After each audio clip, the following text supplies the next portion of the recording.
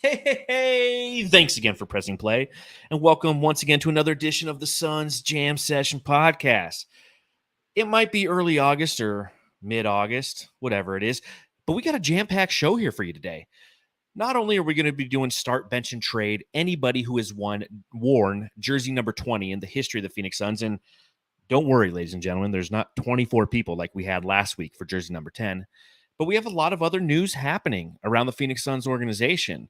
So as I bring in Matthew, first and foremost, good evening. How are you, good sir? I'm doing great. How are you doing, John? Pip, pip, cheerio, and all that fun stuff. Tomorrow's Friday, right? Splendid. Happy Yes. Friday, everybody. Oh, man. Happy Friday. Happy and then Thursday.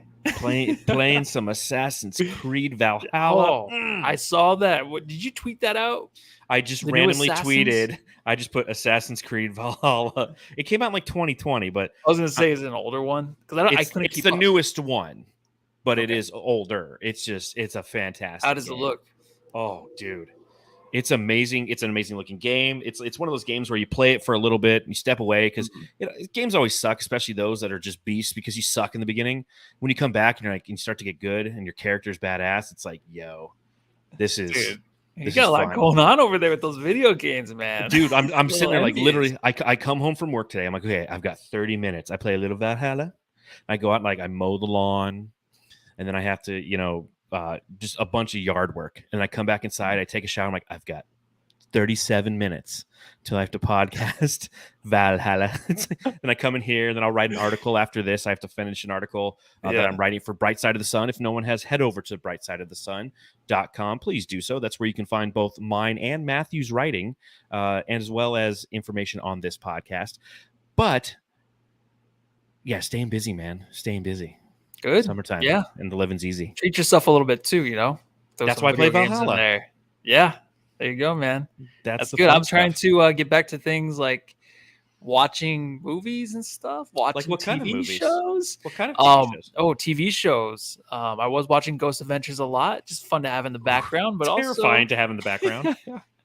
yeah. Nowadays, I find it pretty funny. But also, I just rewatched Pulp Fiction. I don't know why. Oh, I don't know great, why. great but I rewatch, couldn't man. stop. Yeah, so I just threw that on, and I was like, "This is actually a good movie." I watch a lot of Tim and Eric. Any fans out there?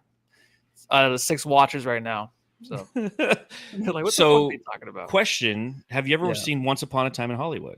I have. Yes, I saw it once. I know Okay. you've seen that a few times, right? Watch it again, dude. Okay, I will. Because I I think wasn't the it's- biggest fan, but I feel like Watch if I do rewatch, now that I am older, when I eat my toast without butter, I will probably like it. Now that I don't make toast and it's just bread, I just eat It's bread. just I ain't got time for rolled toast. up in a ball. Too lazy for it. So, Yes. but plenty to talk about, man. I'm super excited about this podcast too. and the 8 people who are watching along live with us and the 8 people who are listening at a later time. All of you, hit that thumbs up button. It lets everyone know where the best Phoenix Suns content and the most consistent Phoenix Suns content is on the web. That's quality. And that's right here at the Suns Jam Session podcast. As we're sitting here on episode number 496, rapidly approaching episode 500, and we got a little bit of a surprise for episode 500. Nothing crazy. You and I will talk after this and try to figure out what the fuck we're doing for that. It's just going to be you and me for 500 seconds staring at the camera. From an audio standpoint, it's going to be absolutely horrible, but from a video standpoint, man, it's going to be some good staring. Unless you want to that we're gonna meditate. do. That's what we'll do. We will meditate. We'll just do a bunch of ASMR stuff. Yeah, we go. Be like, oh, never mind. Suns Jam Session. We lost one of our viewers on that one. So I'm watching them closely. That's all we look. So pop them if you got them, Suns fans. I'm gonna have myself a nice Suns brew after doing some yard work and playing some Valhalla. I'm gonna pop open a Suns brew by 4 Peaks. Looks delicious. Oh, it tastes fantastic and a lot to talk about. So let's drop the beat and get to talking about it.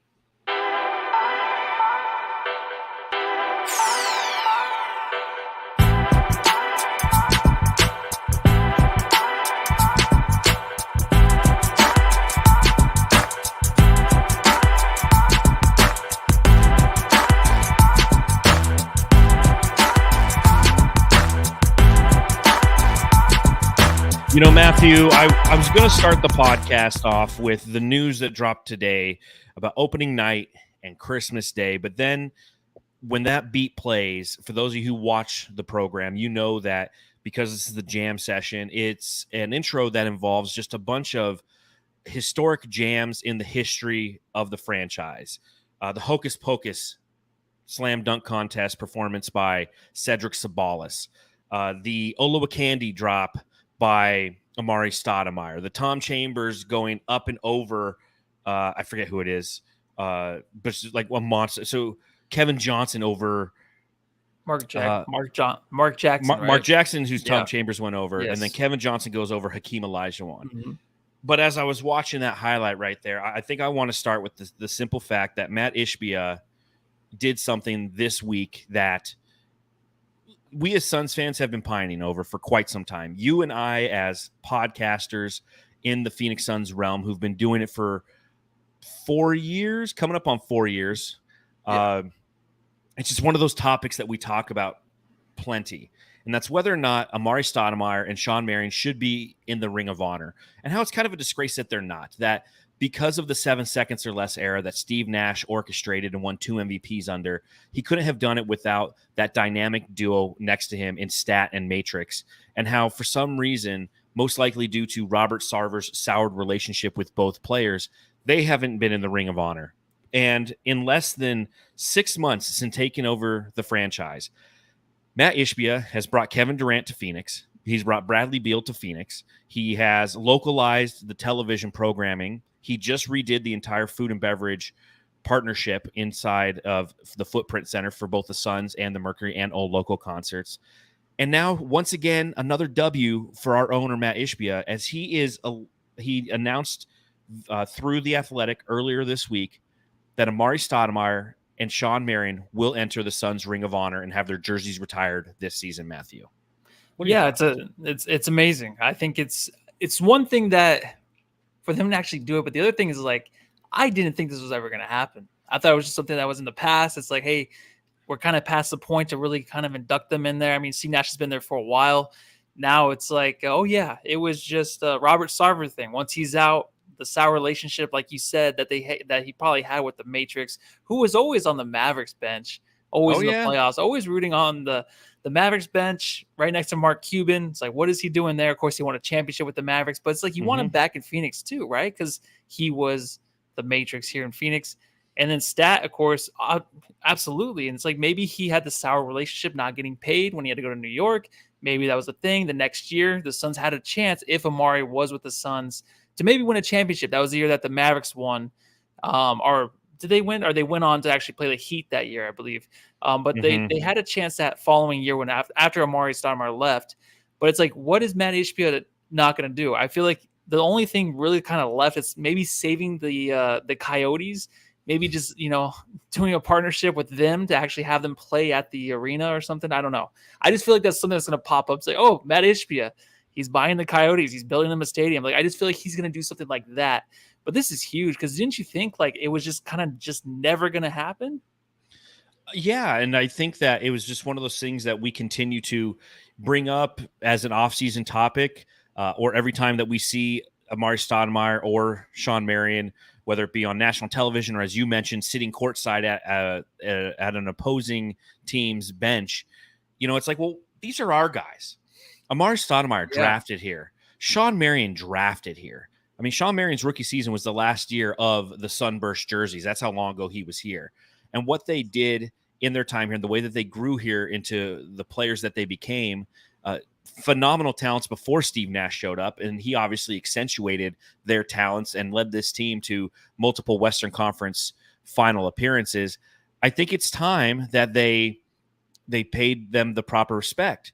Now, obviously, there's soured relationships on the back end of both of their careers here. Amare Stoudemire chose not to re-sign here and went to New York. Shawn Marion actively didn't want to be a part of this team because he wanted to go get his, if you will, statistically and from a money standpoint.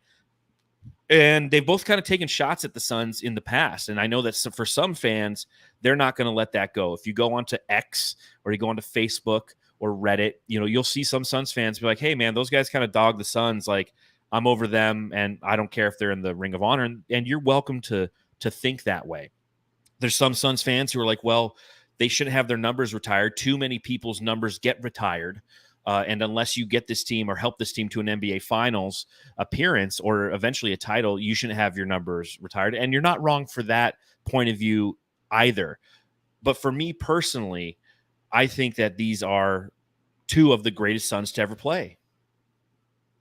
Yeah, no, they absolutely. And we talk about like Steph Curry, how he revolutionized the game in a way, right? I mean, of course, Steve Nash in that 7 seconds or less offense, and he wouldn't have done it without those two dudes. I was going to ask you too. Of course, Shawn Marion's your favorite, but it'd be nice to kind of know from the Jamsters out there who, if you had to choose one, who would you have? That's a good question. That's a good question. For me, it would be Stat, just because that guy was just phenomenal, man. The ferocity underneath the freaking basket every time would explode up to the rim and just dunking over anybody. It was always unexpected with him, and then kind of cruising in his. I guess he was kind of injured a little bit towards the end of the Suns' career, to where he had to like go to a jump shot, and then that was nice and sweet. Yeah, you know his what I mean? jumper was great. It was so sweet, dude. His little pump fake, like the DeAndre Ayton thing, but now we compare him kind of to DeAndre Ayton, just in a way you want him to be more, explosive like him. But like, I think Stat for me was always just so impactful. And I just loved how he would always be open. Like Steve Nash would always find him between anybody's legs, around anybody's body. He was always ready for the ball, and his hands, they were good. You know what I mean? They weren't probably the best, but he just made it work with Steve Nash. That pick and roll was just unstoppable with those two, right?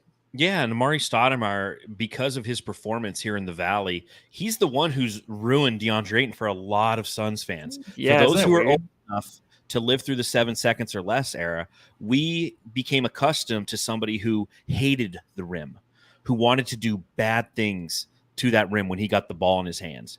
And when we see DeAndre Ayton get the ball and he's more of a finesse player, we're like, dude, you're built like Stat. Play with the same ferocity. And unfortunately for DeAndre Ayton, he pays for a lot of the sins that Amare Stoudemire brought. And then, the other guy obviously is the Matrix, who I have more of an affinity for. I absolutely love Shawn Marion. He's one of my favorite players of all time. Up until about 2 seasons ago, he was my favorite Sun of all time, replaced by Devin Booker. And it's because of his versatility on both ends of the floor, how he didn't need the ball to be effective in a game. The sheer fact that one season when Amare Stoudemire was injured and we didn't, we were all excited after the 04-05 run, he gets injured. And he's out. Yeah. He plays like 5 games. So Shawn Marion ends up playing 81 games in the 05-06 season, and he does it at the power forward position, and he averages 21 points and 11.8 rebounds. I mean, that was what did it for me, because up to that point, for me, it was Kevin Johnson. I was a huge Kevin Johnson fan growing up.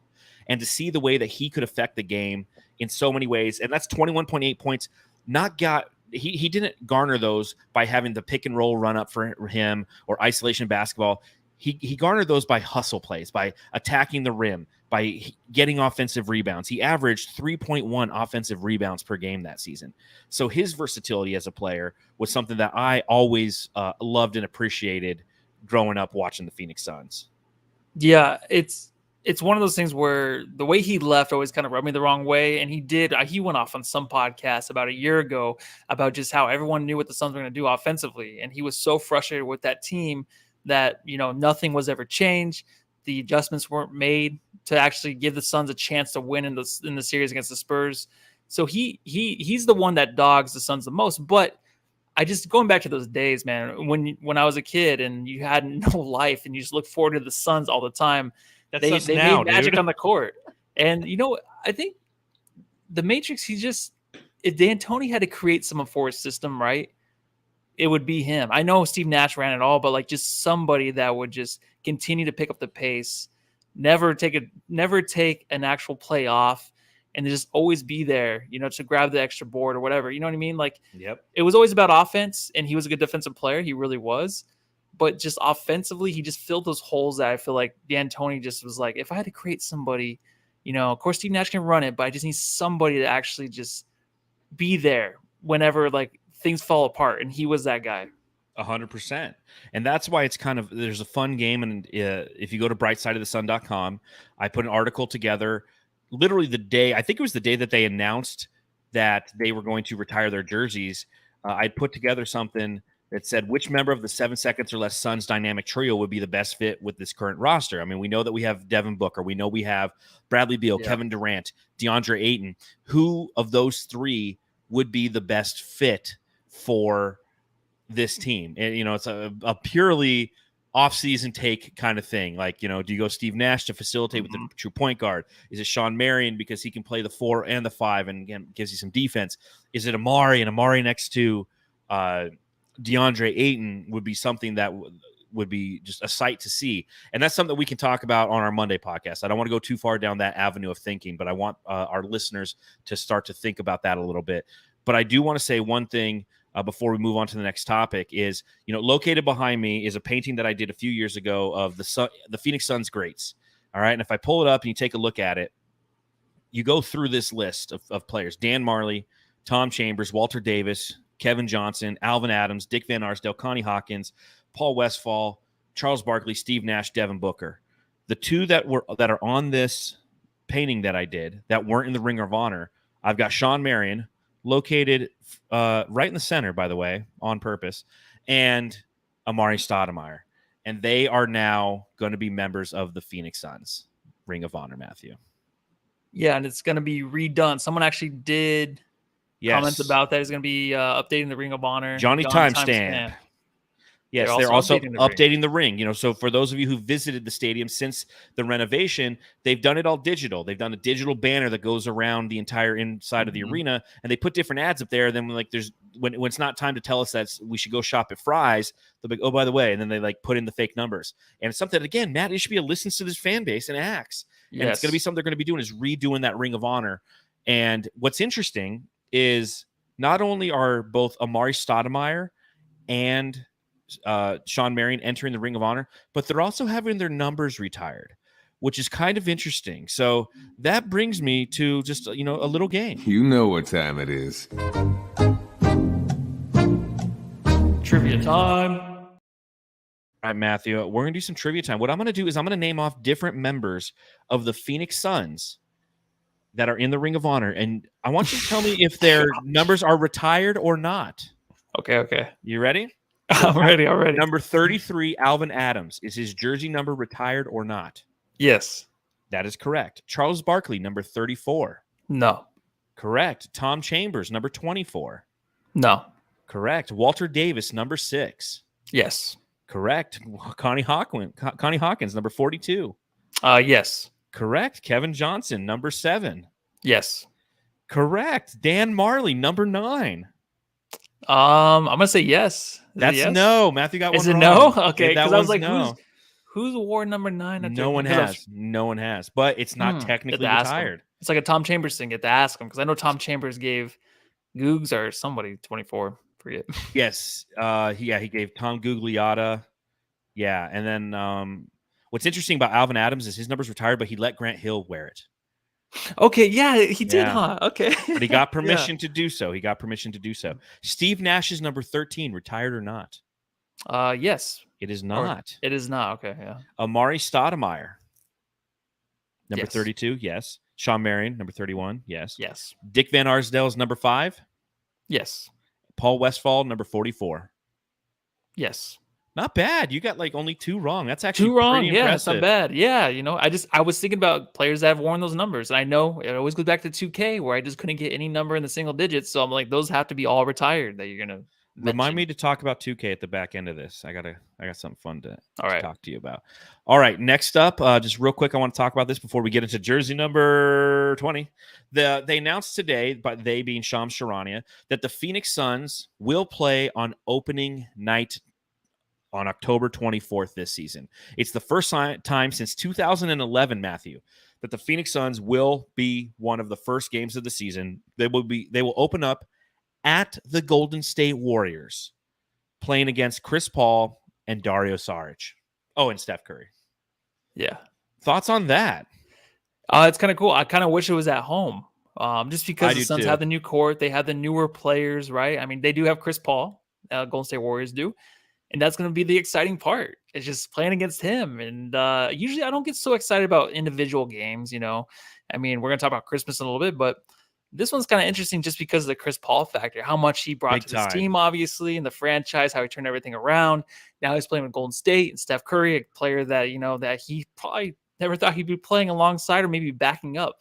So that's going to be interesting how that unfolds.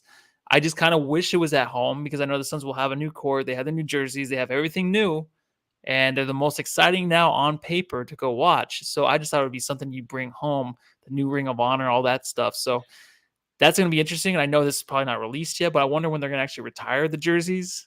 Yeah, I can't wait for that. Amare, yeah, because that's going to be a sellout. I'm gonna do for my sure. best. Well, every game's a sellout now. I'll be there for at least Shawn Marion's. I'll use the credentials that same night. game. You think they'll be the same game or separate? They do separate, right? You got to go separate. Yeah, you can't do. You got to go. They separate. wouldn't like that either. No. Though. Yeah. Like, I got to go in with this guy. Yeah. This guy stole my rebounds one year.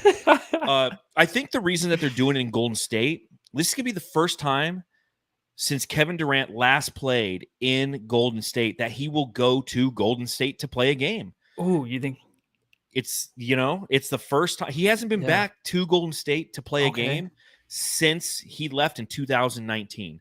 There was some time in the 2020 season, but it was, due to the bubble and all that fun stuff. And then the following season he played, but there was no, I didn't think he played the next season. No, he didn't play the bubble season, but the following season, I think there was like no fans or anything. So he's actually going to Golden State. So that's going to be a factor in this game. Chris Paul is going to be a factor. Dario Saric is on that team as well. You're going to have the Klay Thompson who's apologizing for the 4, not even apologizing, just saying like he felt like kind of a chump with the 4 fingers to Devin Booker last season. There's a lot of. He did say that? He did say that on a pod. You didn't see all that fun shit on Twitter. He was on the podcast Paul George's podcast, and Paul George was kind of baiting him into talking about it, and he was just like, yeah, it wasn't really a good move by me. Booker got in my feelings. He was kicking my ass that game, and I shouldn't have done that. And it was kudos to Klay Thompson for saying something along those lines. Big man. Yeah, admit when you're wrong, and everyone should accept that and move on. But there's always going to be pictures of it, and we're always just going to throw it up randomly. You always do a really good job on Twitter utilizing that meme of him doing 4. You don't pop on Twitter very often, but every now and then you'll just like throw that. Yeah. It's like the bat signal. I'm like, oh, is there a 4 out there? Like, like what number is Chimezie Metu going to wear? And you just put like the 4.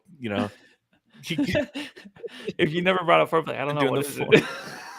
Klay Thompson throwing the 4. So it's exciting, but I'm really excited for Christmas Day as well.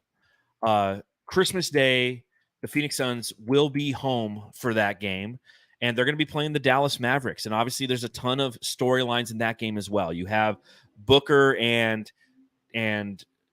Fat Boy Luka kind of have a little history going on now. Kevin Durant again against his former teammate and Kyrie Irving. To see that Bradley Beal, Devin Booker, Kevin Durant trio playing on national television against whatever the Mavericks are going to be, because the Mavericks did get better this year. I'm going to be really excited when we go. Remember, how every year we go through the entire, we pick a division at a time and we just kind of go through the additions and subtractions. Mm-hmm. They shored up some of their defensive efforts, knowing that they have 2 elite scorers. Again, how those elite scorers can navigate together, being both 2.5 out of 10 on defense themselves, is going to be the challenge. But they did make some interesting moves. So it should be a very highly entertaining game. And I believe of the 5 games on Christmas, it will be the 4th, which is like the perfect time slot, right? That's exactly what I was going to say, yes. Man. Yeah, it is, because you're done. You're just sitting there, and those are actually games you can watch. Yes. Because there's always so much going on, unless the late night Christmas evening, but that's usually Christmas Eve. Eve. Christmas by Eve, that one though. Yeah, right? Christmas Eve is usually, if you're gonna go late night, it's the night before. It's not Christmas Day. Christmas Day, by that time, you're sitting there and you can actually watch some basketball. And of course, like the thing is, they didn't play Christmas last year, did they?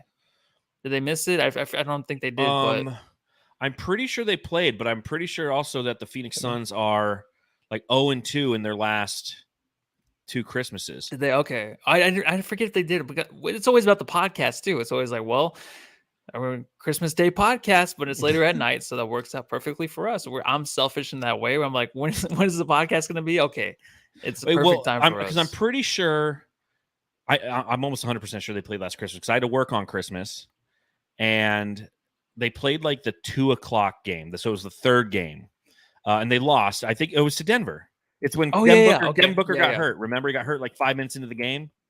Yeah. Yes. Merry Christmas. Here's your lump of coal. So this will be a fun one because it's like the 5 o'clock game on Christmas. The morning game is the one that's always on the East Coast, so you pay attention to it a little bit, but you're not overly engaged in it because at least for me, I'm working.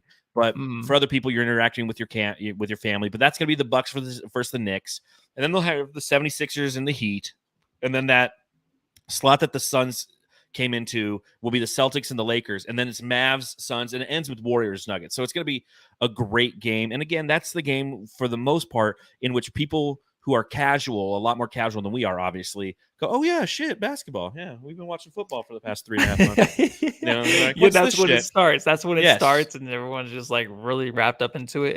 Kind of in the mid-season tournament. Not sure when that is, but. Is there more details on that? Mid-season. Oh man, all the details have been submitted. The mid-season tournament isn't mid-season. It's essentially 2 weeks after the season begins. So it starts in early November and it ends in early December. Okay. I believe. Yeah, that's December my bad. I gotta 9th get back on Twitter. December 9th and 10th, or just read Bright Side of the Sun. December 9th and 10th is when they have the tournament finale in Las Vegas.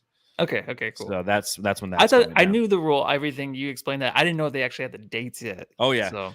Okay. I posted an article on Brightside when they released that news, but that was during Summer League, so it was literally like a month ago. So you really have to just like delve into Brightside or just Google it because we come up pretty regularly there. So, but yeah, and any other thoughts on the opening day schedule? Typically, what this means is the regular schedule release is a coming.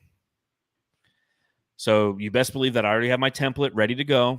Saw that, yeah. Yeah, you I saw that what you were working with. Whenever the Suns release their schedule, I put it together in a nice consumable graphic, and I put it out there for all of the Phoenix Suns community to utilize because that's what I do. I'm a nerd.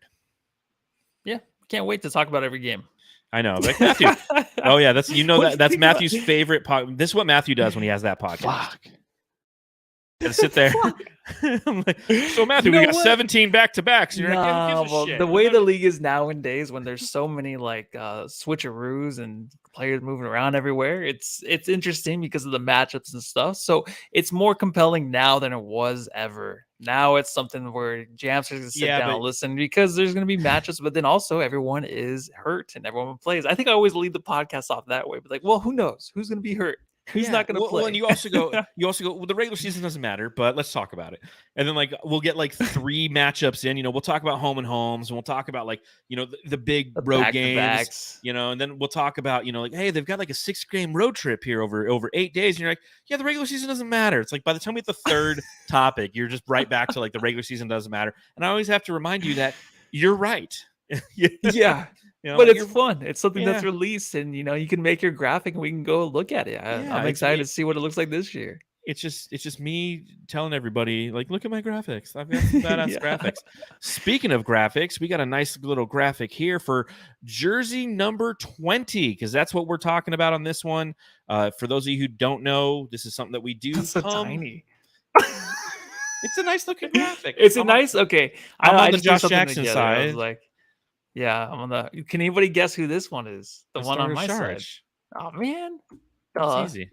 Well, let's go through. So for those of you who are watching or listening and you don't know what we're doing here, it's a little series that we're running this off season where much akin to how we used to record the podcast back when we were the Solar Report podcast back in like November of 2019, we would do start, bench, and trade episodes. And what we would do is we would utilize this as an opportunity to educate yourself, myself, and our community on different Suns players throughout the history of the organization. So we go through everybody who wore a specific jersey number, and then at the very end, utilizing the rule that they must have at least played 50 games in a Suns jersey as a guideline, we say who we would start, who we would bench, and who we would trade. So the question I have for you, Matthew, do you want to go first this time? When we did jersey number 10, you got the guys who got in Jeep accidents. You got the guys who committed fraud. All right, I will go first. So okay, cool. Start the first guy to ever wear jersey number 20 for the Phoenix Suns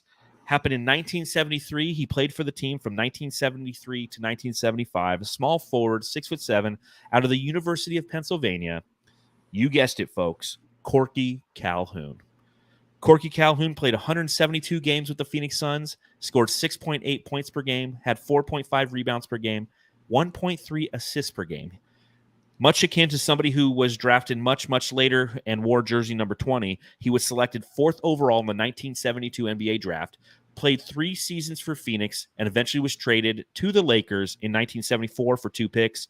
3 seasons later, he won a championship with the 1977 Blazers, which is the same team that the next guy that you're going to talk about won a championship with it as well. Ladies and gentlemen, first up on our list, Corky Calhoun.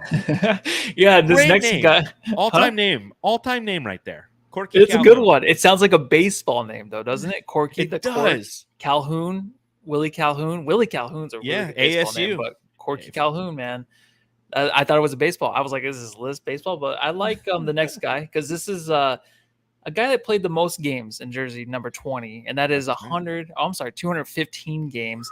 He goes by Luke or Mo or the Enforcer, and that is Maurice Lucas. Yes. Maurice Lucas played for the Suns from 1983, not 1883, to 1985, 2 years. He was traded to the Suns in 1982 for Truck Robinson. I don't know if that's his real name or not. Might have been. I don't.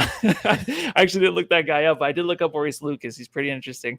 Got in a fist fight with some guy. I was looking. He was a dude that. Yeah, Daryl Dawkins. No one really wanted to cross his paths. He's a guy that would stand up for his teammates. So it's interesting there. But yeah, part of the 1984-85 team that made a surprise run at the Western Conference Finals. Traded to the Lakers in 1985. Real quick. Remember that like 6,000 word article I wrote about the 1984-85 Phoenix Suns that I wrote during the pandemic? Yeah. Mo Lucas was on that team. Oh yeah. Yeah, word for word. Yeah. No, nobody does. Did you only do the 6,000, or was there like another one? Because I did another one. No. The second one I did had to do with the pandemic. Yeah. What was the one though they mentioned on Burns and Gambo? Was it that one? Or was it a different one? I thought it was a different one. It was okay. I thought it was one of the larger ones you did. Yeah. But yeah, anyways, he was traded to the Lakers in 1985 for 2 picks, which became Greg Grant and Steve Kerr, the guy that traded away Shawn Marion. 5-time All-Star, 2-time All-Defensive Team, ABA All-Time Team. That's a hard one to say. 1977 champ with the Blazers. Yeah, and in that 1977 NBA Finals, that's where he squared off with Daryl Dawkins after Daryl Dawkins had a hard foul, and there's fisticuffs. Yeah. It's a great video. He had like kind of a cheap shot, though. Lucas. He totally. He elbowed him. Yeah. Yeah. So I was like, I don't know if I like the guy that much, but he was in there. He was in there. The other guy was kind of backing up. So. Well, what's interesting is this franchise came into fruition in 1968. From 1968 to 1997, right? The first 30 years of the franchise, only 2 guys wore number 20, and 11 total guys did. So between 1997 and now, 9 guys have worn number 20, and the next guy to do it was Ramil Mealtime Robinson in 1997 from Michigan. Only played 12 games with the Suns. He was traded to the Suns with Cedric Sabalas for Joe Klein and Robert Horry. He was waived by the Suns a month later, and he got hit with a bunch of fraud in his post career. So, another Mealtime guy. Huh? Mealtime Robinson was stealing from his wife or something. So there you go, another fraud 90s guy. thing, right? Coke was the 70s or whatever. The 90s was fraud, and everyone thought they could get away with everything. So what they did is in the 80s they had Coke problems, and in the 90s it was 80s, right? Yeah, they had to commit fraud to pay for all the Coke problems that they had in the 80s. That's just how it went. Yeah. One addiction after the other. This guy, I don't know if he was addicted or not, but he is from Slovenia, home of Luka the Don. He also went by Air Milko. He was Marko Milic. I believe I said that right. From 98 to 99. He only played 44 games. He did average 2.5 points, less than 1 rebound, and less than 1 assist. And also he had a short career, played in the majority in Europe. Played 2 seasons with the Suns, and that's it. Current assistant coach with the Mavs. There you go. We'll there you go. I didn't even know that till I read that, and I put them together before. Wow. Oh, Merry Christmas. Congrats, well, Matthew. the next guy, 18 games played in 2007, Jermaine Jones, 6'8" wing, the thriller from Camilla being a little city in Georgia. Had a very short career, only 2.5 points per game with the Suns. Played the majority of his time in Europe, played 2 seasons with the Suns. That's it. I'm reading Marko Milicic, so that's wrong. Jermaine Jones had 18 games, Uh-huh. 2.2 points per game, 1.3 rebounds. Played 8 years in the NBA, the final one being with Phoenix. He was an all-SEC player at the University of Georgia in 1999, and his career high, 13 points.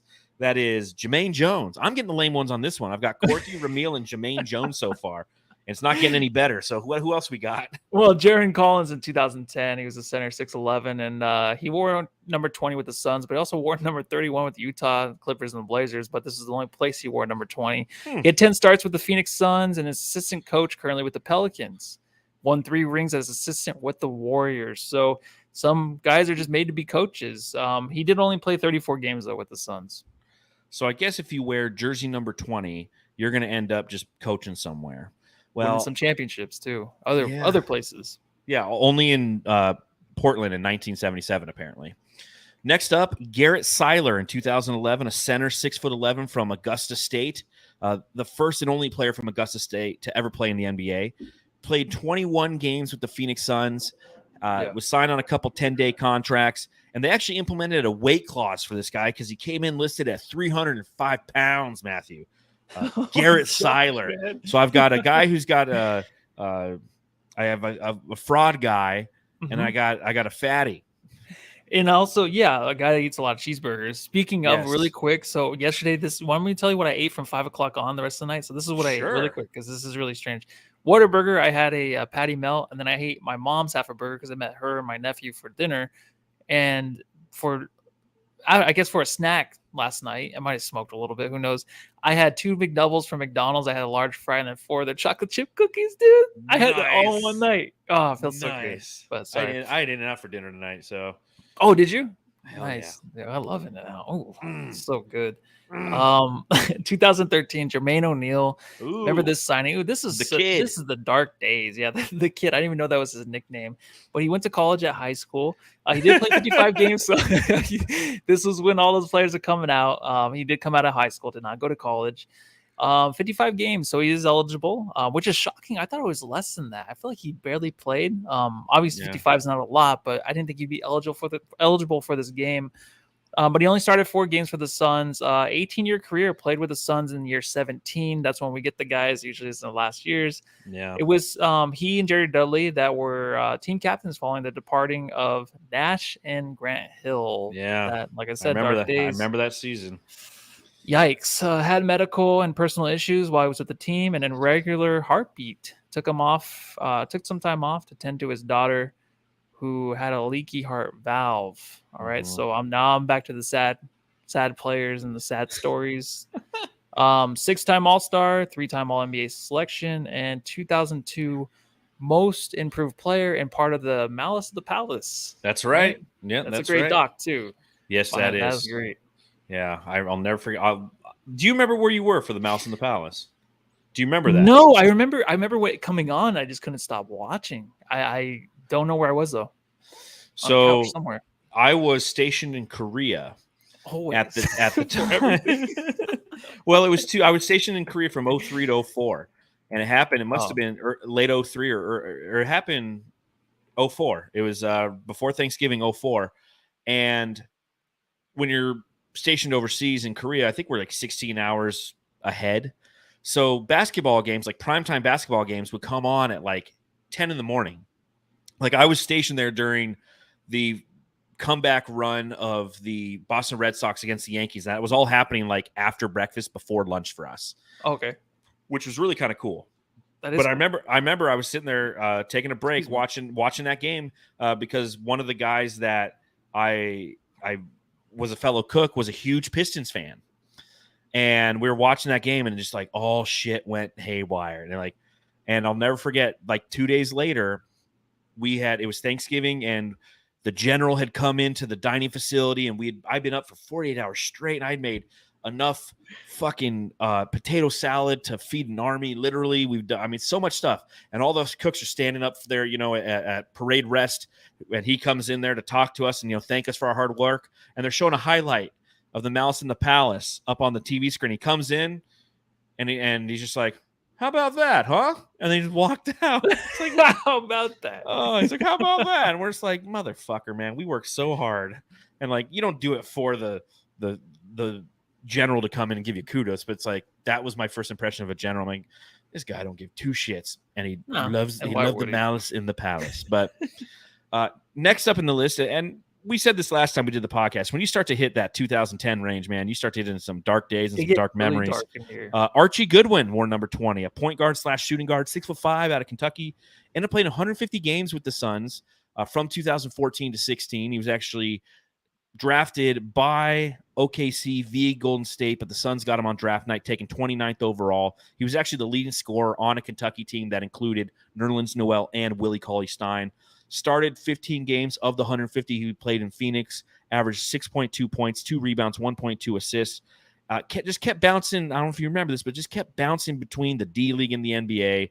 And, every season he was just up and down and up and down. And so eventually he just got tired of it. He asked for a trade, and the Suns waived him.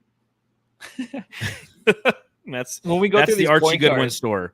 And I'll never forget, he scored 29 points in his rookie season on the last day of the year over the Kings. And we're like, oh, shit, Archie Goodwin. Because it always happens. Like the last day of the year. Last game. Yeah. So Archie Goodwin. Archie Goodwin. Yeah, the false hope that those point guards always gave us. We always were like, oh, here we go. This is maybe something. Yeah. Nope. Nothing. Speaking of nothing, and I thought was something. This is JJ. I love that you got this one. I know. I'm so glad. This is my guy. This is the jersey I still wear, and I actually have Saric duct tape on the back because Saric was a better all. That was just the funniest thing ever. I'll still wear that jersey to the day I die and still go to games with it. I don't care. It's a great jersey. It is. It's awesome. Even though, I can wear it to the Warriors game, but I'm not going to be in Golden State. Okay, I'm not going to be in San Francisco. Sorry, Golden State's not a real place. All right, so Josh Jackson, 156 games. That's a lot. It seems like it's a lot less than that, but a lot of wasted seasons with him. Was the number 1 overall recruit in 2016. Mm-hmm.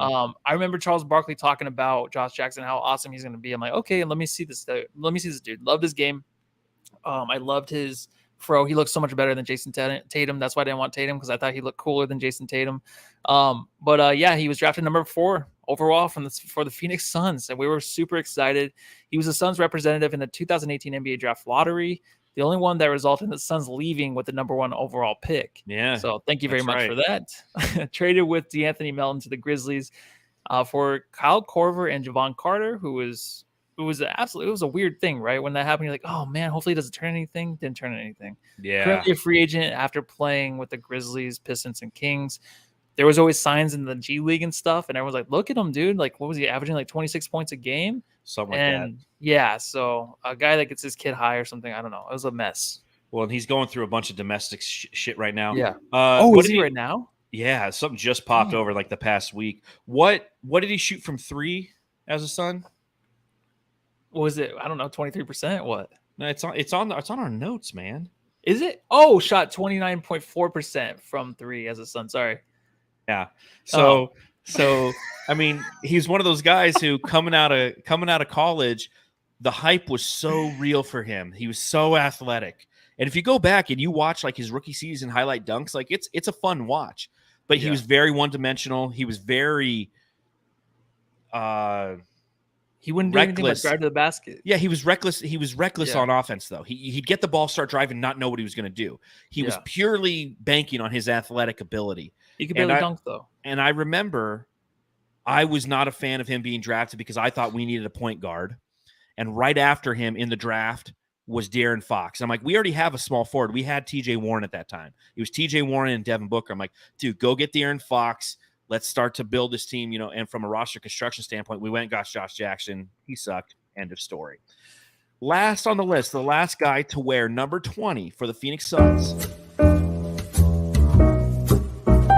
The Saric smoke break. Arch smoke break.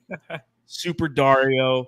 I actually emailed basketballreference.com and I said, hey, I don't know if you guys know this, but one of Dario Saric's nicknames is Smoke Break. I'm trying to get them to put it on his basketball reference page. Oh, my God. That would be amazing.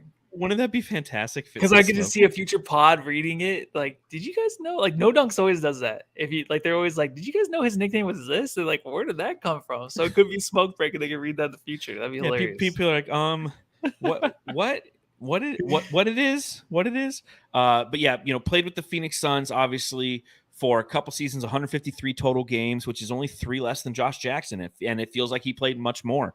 But he was acquired on a draft day trade that sent Jared Culver to Minnesota, and Saric came back with the draft rights to Cam Johnson. Way to go, James Jones, on that one. Tore his ACL in Game 1 of the 2021 NBA Finals, and even though he hadn't been highly effective in that playoff run, it was one less body we could throw at Giannis Antetokounmpo, who ended up going absolutely nuclear and breaking our hearts. Had a meniscus issues in 2022 and eventually was traded last season to the Thunder for Darius Bazley. So there you go, Jamsters. That is everybody who has worn jersey number 20 in the history of the franchise. Now, that being said, utilizing 50 games as a line of demarcation, there's only 6 players who we can actually start, we can actually bench, and we can actually trade. Those 6 players are Corky Calhoun, Mo Lucas, Jermaine O'Neal, Archie Goodwin, Josh Jackson, and Dario Saric. So, utilizing that as your baseline, Matthew, who are you going to start? Who wore jersey number 20 for the Phoenix Suns? And Jamsters, if you're watching along live, if you're watching later, listening later, just say it out loud. Say it out loud. Yeah, but if you're here right now, let us know. Anyone who wore jersey number 20, who would you start? Okay, I'm going to go with Detnable's actually suggestion here. Maurice Lucas has the best nickname, the Enforcer. You know what? The most games played, some guy that other teammates, thought of someone that can back them up, and also other teams and their players feared. So I'm going to go with Maurice Lucas, 5-time All-Star, just put on pretty decent stats. I'll throw him at the starting. I didn't watch any highlights of him, but I'll just put him there as a starter. I'll echo your sentiment. Okay. Mo Lucas is probably the best player to ever wear jersey number 20 in the history of the Phoenix Suns. An Enforcer, as the nickname indicates, physical, definitely of his time, definitely somebody who probably couldn't survive in the modern NBA, but he was an ideal player in the 70s and 80s, playing with Portland, playing with the Suns, playing with the Lakers, the Showtime Lakers, which, by the way, Winning Time's back on? I never finished the first season. Oh, I never finished the first season. Every Sunday night, man, I know what I'm doing. I'm watching that. But yeah, Mo Lucas, I just thought, when you take a look at this group, he's easily, in my opinion, the one you start. What about bench? Well, I'll go first with bench, I guess. Go ahead. I'll go with Dario Saric. I think that what he did as a bench player was highly impressive, considering that he has 0 athletic ability. What he lacked in athletic ability, he gained in the connectivity he had with his teammates. And that's what made him such a valuable teammate for everyone he played with, and somebody who made the offense go when he came on the court. Could shoot the 3 ball a little bit. A fundamentally sound basketball player, just couldn't jump over a fucking nickel. So I'm going to go with Dario Saric as my bench.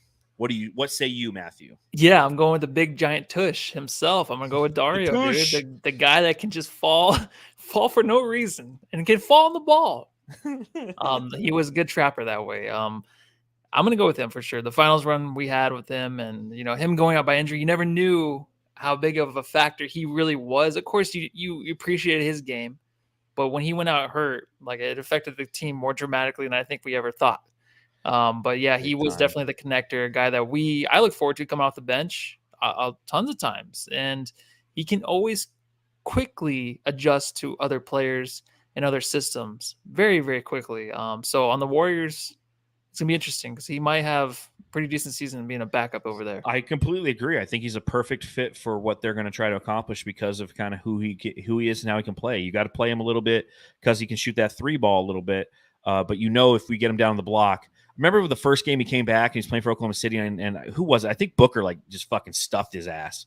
It was him or something. I think it happened a few times to him that game. You're right. Oh, this is what it's like to be the other side of this. No. Someone dunked on him. I'm like, wait, they can dunk? And was it Aiden that dunked on him? It might. And wait, Aiden dunked. It was like, oh, of course it was on. It was on Dario. It's like, listen, Aiden doesn't dunk, but he's been dunking on Saric in practices since 2020. Yeah. So he knows he can get away with that one. There's no fear there for him. All right, trade, Matthew. Who are you going to trade? I'm going to trade Josh Jackson. I think the potential, I mean, you got Javon Carter back too in the trade. You can get some decent role players. I think it's kind of like what we looked for. At one point, there's not a ton of jabs at Aiden, but when Aiden was on the trade block this offseason, we're like, could we just get some role players and stuff? Luckily, he's with us still and can have some more potential this year. But I just think that what they got back from Josh Jackson is great, because there was always that fear of like he might turn out to be something in some other system, but you didn't realize how many issues he actually had in his stay-at-home life. So, I mean, who do you got? I'm going to go with the same guy because of where we were. There's two ways you can approach trade. You can approach trade at like, dude, I didn't like this guy on the team, so I'm going to trade him off. Or this is the best opportunity to try to garner some assets back. And I feel like who he was at the time in his career, you could have said, hey, just needed a change of scenery, isn't showing up to autograph sessions at Fry's, so James Jones has been having to buy beer for the fans who showed up, and he's smoking weed with kids and stuff. I mean, like, he just needs a change of scenery. And he was 3 seasons into his career when the Suns traded him, and so that was their best opportunity to maximize some semblance of value, and they got some value for it. They got Kyle Korver, who they released, and they got Javon Carter, who they turned into Landry Shaman. We all know how that worked out. So, that's start, bench, and trade. So we agreed right across the board. You start Mo Lucas, you bench Dario Saric, you trade Josh Jackson. Ted Lubin in the chat said he'd start Mo Lucas, bench Dario, and trade Jermaine O'Neal. So thank you for playing along there. So you want to do a little you had something right on the back of the pod, you said? Oh, was yeah. You want to talk about 2K. So I got a question for you, and I got a question for the Jamsters. Okay. So tomorrow I'm interviewing Ronnie 2K. Oh, for Brightside? Yeah. Are you serious? Yeah. And I got to know what I'm going to ask him. Wait, how are you doing the interview? Through like a Zoom thing, and I'm going to record it, and then I'll put it here on the pod. Really? How did that happen? So SB Nation reached out and said, hey, is anybody interested in me interviewing Ronnie 2K? And obviously I'm one of those 2K heads, and I'm very into the game. And I'm like, I will. Absolutely, I will. And they're like, okay, you get 7 minutes. You get 7 minutes between like 1:30, 1:25, and 1:32 tomorrow. I'm like, done. I'll do it. I don't give a shit. So yeah, that's so cool. I love that I get to tell you that, Matthew, because I've been trying to tell people no one gives a shit. No, that's fucking awesome. I mean, he's always looked as a douche, right? And he showed up at I think this last offseason when Booker opened up a new court. Yes. That was designed by I think the same guy that's going to be doing the jerseys. But yeah, he's a big Booker fan. He loves Booker, and he was there for that day too. So it'd be interesting because a lot of people think he's a douche. But what kind of questions I'll wait for the interview. But you just have that all prepped, or is it questions? No, that's what I'm asking you. What should I fucking ask him? Oh, okay. I got a couple questions, like lined up about, because essentially what he's doing a marketing campaign now that they've released all of the different ratings for the different 2K players. So he's going to meet with people and just kind of talk about that a little bit. So I got a couple questions about ratings and things of that nature, but like, what, I got 7 minutes, and I know that 7 minutes goes by really, really quick. But I don't know what's anything you want me to ask him. Jamsters, is there anything that you want me to ask him? Ask him about, never mind. I can't say. Saltiest Gaming says, tell him Booker needs 1 more point for his rating. So maybe what I can do is what's he at right now? He's at a 94. Okay. Katie's a 96. Booker's a 94. Beal is an 87. Ayton is an 84. And what's interesting is Ayton was an 84 as a rookie. He's been 84. I think he was 85, 86, 84, 84. So he just kind of like stayed the same. So, but yeah, I like what Salty says.